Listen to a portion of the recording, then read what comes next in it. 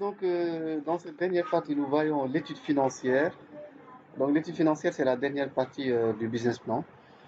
Il est composé essentiellement de trois parties, je peux dire. Donc, ici, nous avons la première partie donc, qui concerne les investissements. Donc, les investissements dans un business plan, c'est toutes les dépenses, n'est-ce pas, donc, qui sont considérées donc, comme des dépenses qui permettent notamment, par exemple, de démarrer le projet. Mais aussi, la plupart du temps aussi, ce sont des investissements, c'est-à-dire donc directs, donc qui permettent, comme je l'ai dit tout à l'heure, de démarrer le projet. Et aussi, donc, très souvent aussi, ça se fait en une seule fois. Donc, c'est ce qu'on appelle les investissements. L'autre partie, ici, dans l'étude financière, c'est ce qu'on appelle les charges. Donc, les charges d'exploitation. Bon, les charges d'exploitation, ça regroupe toutes les dépenses qui se renouvellent. Donc, toutes les dépenses qui se renouvellent sont mises ici dans les charges d'exploitation. Parce que vous savez que donc, il y a, comme je l'ai dit tout à l'heure, les investissements qu'on fait en une fois, donc très souvent. Et il y a d'autres dépenses maintenant. Une fois que le projet est mis en place, ou bien l'activité, il va y avoir des dépenses qui se renouvellent. Donc, ce sont ces dépenses-là qui sont mises dans les charges. Ensuite, maintenant, la troisième partie donc concerne les estimations, des estimations de tout ce qui est donc des estimations de tout ce qui est par exemple fonds de roulement, c'est-à-dire l'argent nécessaire pour donc assurer les activités du projet ou bien de l'activité en attendant la rentabilisation du projet. Et aussi donc, par exemple ici, le calcul du coût de démarrage du projet, c'est-à-dire l'argent nécessaire pour démarrer effectivement le projet. Donc le coût de démarrage du projet, on va y revenir en détail. Ensuite aussi, nous allons avoir le plan de financement initial, c'est-à-dire comment le projet va être financé, est-ce qu'il va y avoir des emprunts, etc. Par exemple, on peut avoir, bon, pas tout le temps, hein, pas tous les temps, mais on peut avoir par exemple le tableau de remboursement. Si par exemple on avait fait un emprunt, donc le tableau de remboursement, nous allons aussi faire l'estimation du chiffre d'affaires, le chiffre d'affaires. Donc après je vais expliquer en détail chaque élément. Et enfin donc, souvent donc on s'arrête ici sur ce tableau-là, donc sur cette partie qu'on appelle le compte de résultat prévisionnel, le compte de résultat prévisionnel. Voilà donc, mais comme donc on veut que vraiment que les choses soient plus, n'est-ce pas, pratiques. Moi j'avais donc créé un fichier Excel. Donc, ce fichier Excel-là, donc j'ai créé ça pour pouvoir automatiser donc la partie financière. Donc, pour que la partie financière soit automatisée. C'est-à-dire que donc, ici, les calculs ont été déjà faits avec des formules Excel. Voilà, pour que donc la personne qui utilise le fichier Excel là, il n'a qu'à remplir. Donc, il n'a qu'à remplir et peut-être personnaliser ça. Il peut aussi personnaliser ça en fonction de son besoin. Donc, sinon, le fichier Excel là, il est créé vraiment pour aider et également faciliter l'étude financière. Donc, ici, la première feuille, donc c'est la feuille présentation, comme vous le voyez ici. Donc, la feuille présentation, donc ça permet de, c'est en quelque sorte la page de garde. Donc ici, on a les informations sur le promoteur, le nom du projet, nom de l'entreprise, adresse, ville, pays, code postal, téléphone, email, etc. Donc c'est la présentation du projet. Et ici, à droite, nous avons un tableau qui fait le résumé de l'étude financière. Donc ce tableau-là aussi, il est rempli automatiquement. Donc on n'a rien à toucher. Donc dès que vous finissez de faire votre étude financière ici, automatiquement, ça sera rempli. Donc ici, le premier tableau, ou bien la première feuille, ce sont les frais d'établissement. Voilà, donc les frais d'établissement, c'est un tableau qui permet, n'est-ce pas, donc d'avoir tout ce qui est investissement au moment de la mise en place du projet. Par exemple, le crédit qui est utilisé pour faire des appels, appeler par exemple des fournisseurs, voilà, par exemple, prospecter les premiers clients, hein, gérer par exemple ce qu'on appelle les frais d'études, faire des sondages, des études de marché, etc. Des frais aussi de publicité, de lancement, et aussi par exemple tout ce qui est frais de constitution, donc pour la formalisation de l'activité. Donc le deuxième tableau, c'est le tableau matériel, équipement et infrastructure. Donc ce tableau prend en le tableau matériel, équipement, infrastructure, il permet de prendre en charge, de renseigner tout ce qui est matériel nécessaire pour le bon fonctionnement du projet. Donc tout ce qui est bâtiment, les équipements nécessaires, voilà, véhicules, n'est-ce pas, équipements logistiques. En tout cas, donc tout dépend du projet, vous savez, hein. Donc chaque projet avec sa spécificité. Mais ici, donc dans la partie matériel, équipement, infrastructure, on met donc tout ce qui est matériel nécessaire. Et ici également, comme vous le voyez, le tableau, donc on met les quantités, les prix unitaires et les totaux sont calculés automatiquement, n'est-ce pas? Ici, donc sur le tableau mobilier et matériel de bureau, donc nous renseignons, il faut renseigner tout ce qui est mobilier de bureau, donc tout ce qui est, je ne sais pas, chaises visiteurs, les bureaux, armoires de rangement, hein, les imprimantes de bureau, ordinateurs, hein, n'est-ce pas? Voilà, et également donc tout ce qui est matériel qui est utilisé dans les bureaux. Ici également, comme vous le voyez, hein, donc le tableau, on remplit les quantités, les prix unitaires et le reste, il est calculé automatiquement.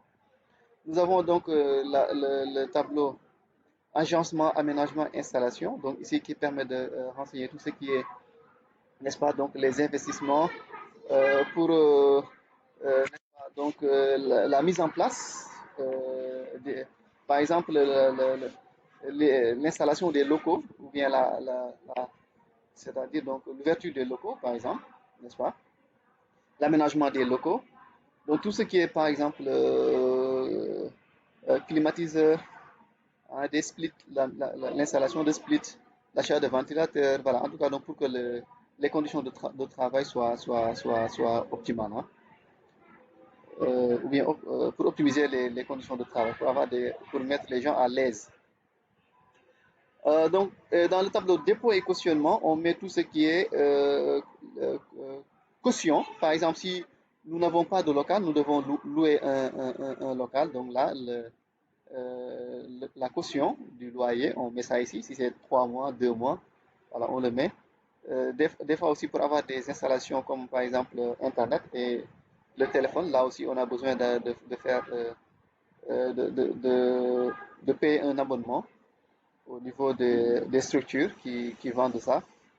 Et aussi l'eau également, hein. S'il n'y a pas, par exemple, l'eau, donc là aussi, il va falloir déposer une caution au niveau des structures qui gèrent ça, Sénélec, SDE ou bien les autres structures qui gèrent ça.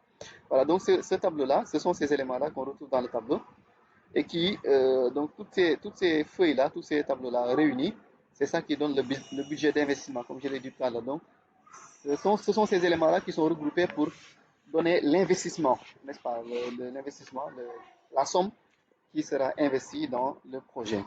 Et comme vous le voyez ici, donc ce tableau, il fait un résumé des éléments précédents. Frais d'établissement, matériel, équipement, infrastructure, matériel et mobilier de bureau, agencement, aménagement, installation, et dépôt et consignement. Et ici, donc, le tableau là, il est rempli automatiquement. C'est pour ça que vous voyez ici des zéros. Donc, vous voyez ici des zéros. Et si vous regardez ici en bas également, il y a toujours des commentaires qui expliquent comment utiliser le tableau, hein, comment utiliser le tableau. Si jamais, par exemple, on a des difficultés à remplir le tableau, ici en bas, nous avons euh, un commentaire, voilà, qui nous explique comment utiliser, comment renseigner le tableau. Voilà. Ensuite, ici, nous avons les éléments qui rentrent dans ce qu'on appelle le budget des charges. Ce sont les charges. Comme je l'ai expliqué tantôt, donc les charges, ce sont des investissements, mais qui se renouvellent. Et donc ici, le premier tableau dans les charges, c'est l'achat d'intrants. Donc l'achat d'intrants, ce sont les matières premières. Mais ici, comme je le dis à chaque fois, donc tout dépend du projet. Si par exemple, nous avons, exemple, donc on veut faire de l'agriculture, donc ici, les intrants, ce sera par exemple les poussins et également les aliments. Et également aussi, donc par exemple, tout ce qui est produits vétérinaires, hein. Si par exemple le poulet, il est, donc quand ça grandit, on l'abat et aussi donc on le traite. On va acheter également des emballages. On va également avoir des véhicules pour faire de la livraison. Si jamais par exemple on fait de la livraison. Donc voilà, donc c'est pour ça ici on a des éléments comme ça. En tout cas, donc ici, selon l'activité, hein, donc il faut remplir les achats qui vont rentrer, qui vont être considérés comme étant les matières premières. voilà, et qui rentrent dans la production des biens ou bien des services.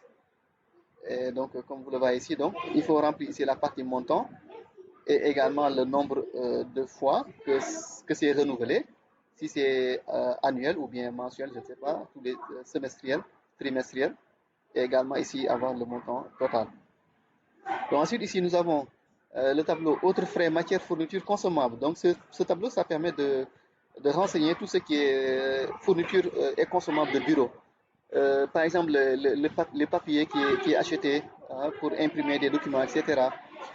Stylo, marqueur, donc tout ce qui est consommable de bureau, mais également tout ce qui est, n'est-ce pas, dépenses, par exemple pour le paiement de l'électricité, de l'eau, voilà, donc ces genres de choses-là. Le tableau service extérieur, donc il est réservé à tout ce qui est paiement, par exemple, de la location, si par exemple on est en location, ou bien les frais de publicité.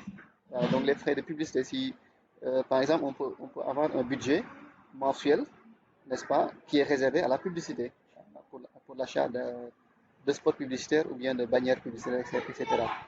Et aussi, par exemple, mettre en place un petit montant, prévoir un montant pour, par exemple, l'entretien des locaux. Si jamais, par exemple, il y a des chaises qui se cassent, on veut renouveler la peinture, ce genre de choses-là. Euh, ou le paiement de l'Internet et du téléphone. Voilà, donc ça, ces choses-là, on les met dans le tableau service extérieur.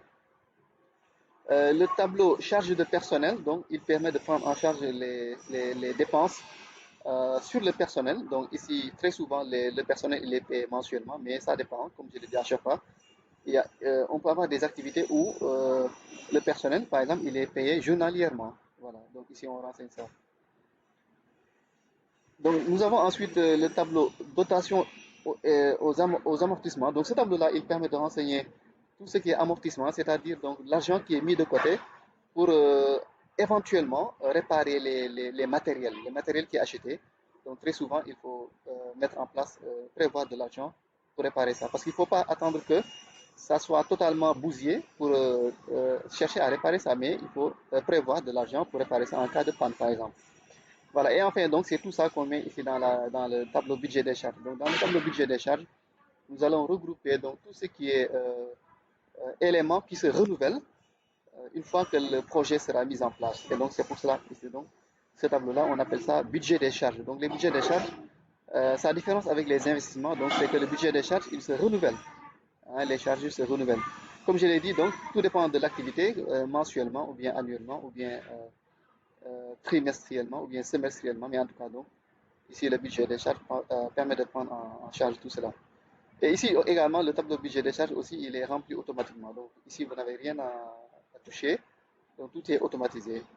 Et à chaque fois, comme je l'ai dit également, donc vous avez ici en bas, sur tous les tableaux, des commentaires, un petit commentaire donc, qui vous explique comment utiliser le tableau, si jamais vous êtes perdu, n'est-ce pas?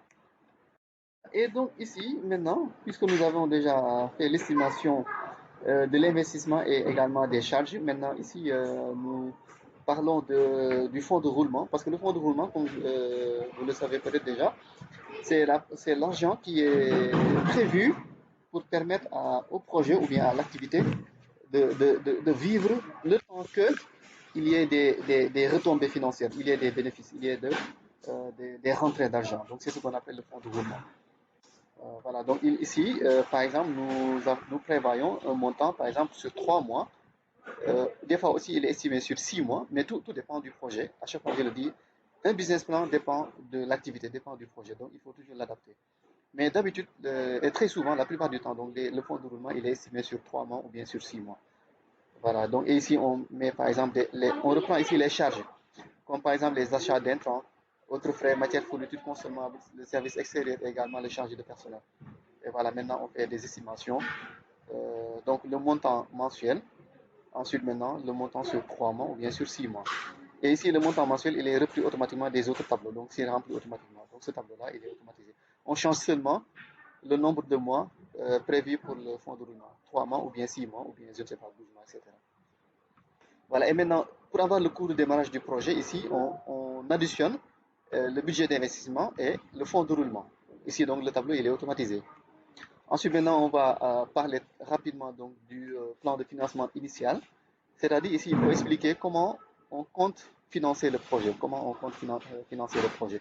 Est-ce qu'on va faire par exemple un apport personnel? Est-ce qu'on va avoir des apports de partenaires? Ou bien il y a d'autres types de financement? Donc tout ça, il faut le prévoir, le préciser. Et donc ensuite, nous avons le chiffre d'affaires prévisionnel. Il faut également estimer à peu près combien l'activité peut générer ou bien combien le projet peut générer. Voilà. Donc ici, la quantité de services ou bien de produits qu'on peut vendre, le prix unitaire, le montant mensuel, et le montant annuel ou bien le montant semestriel, etc. Le montant aussi annuel. Voilà, donc ça, tout ça, c'est des choses qu'il faut calculer. Et maintenant, d'habitude, donc dans le business plan, le dernier tableau qu'on a, c'est le compte de résultats prévisionnels. Donc le compte de résultats prévisionnels, c'est un tableau qui permet, c'est un tableau qui a des indicateurs. Donc il comporte des indicateurs qui nous permettent de vérifier la rentabilité du projet ou non. Donc, comme vous le voyez ici, nous reprenons le chiffre d'affaires prévisionnel, donc c'est-à-dire l'argent qui est gagné. Et donc, cet argent-là qui est gagné est comparé aux charges. Donc, tout ce qui est là, en bas, là, ce sont des charges, n'est-ce pas? Ce sont les charges du projet. Et maintenant, la partie d'en haut, donc ce sont ici, donc comme vous le voyez ici, voilà, donc cette partie-là, produits, services vendus, etc. et les prestations vendues, donc c'est l'argent qui est gagné, c'est le chiffre d'affaires prévisionnel. Et maintenant, tout ce qui est ici en bas, autres intrants, achat d'intrants, services extérieurs, charges de personnel, etc. Donc c'est l'argent qui est dépensé. Donc on va comparer ici l'argent qui est gagné à l'argent qui est dépensé. Et c'est ça qui va permettre de savoir si le projet est rentable ou pas. Et si par exemple, parmi les premiers indicateurs de rentabilité du projet, nous avons par exemple le résultat net. Donc le résultat net nous dit si nous avons réalisé des bénéfices ou bien des pertes, comme vous le voyez ici. Donc, avec le résultat net, on sait si on a des pertes ou bien des bénéfices. On a également ici ce qu'on appelle la capacité d'autofinancement, le CAF. Donc la CAF, capacité d'autofinancement, c'est de l'argent, c'est en quelque sorte du bénéfice donc qu'on a gagné et de l'argent qu'on peut mettre de côté et qu'on peut réutiliser pour réinvestir dans le projet. Donc c'est ce qu'on appelle la capacité d'autofinancement. Nous avons également ici la VAN, la valeur actuelle nette, et aussi l'IP, donc ce qu'on appelle les indices de profitabilité. Donc sinon voilà, donc des fois aussi, ce sont donc ces données-là qui sont utilisées pour vérifier la rentabilité du projet ou pas. Bon, des fois aussi, on peut avoir d'autres tableaux comme par exemple le plan de trésorerie. Bon, tout dépend à chaque fois, encore une fois, donc tout dépend des activités, mais également, par exemple, on peut avoir d'autres tableaux comme le plan de trésorerie, n'est-ce pas, le compte de résultat, hein, n'est-ce pas, ou bien également d'autres tableaux, comme ici vous le voyez bien, donc il y a ici par exemple un dernier tableau, mais ces tableaux-là souvent ne sont pas trop obligatoires, ne sont pas trop, sauf dans des situations exceptionnelles, on peut nous les demander, mais sinon, donc voilà, on peut s'arrêter au compte de résultat prévisionnel. Mais sinon, donc, comme je l'ai dit, on peut avoir un plan de trésorerie, un compte de résultat et également, par exemple, comme ces graphiques-là, donc qui nous permettent de reprendre les données financières et donc de les représenter sous forme de graphique pour pouvoir donc lire les informations.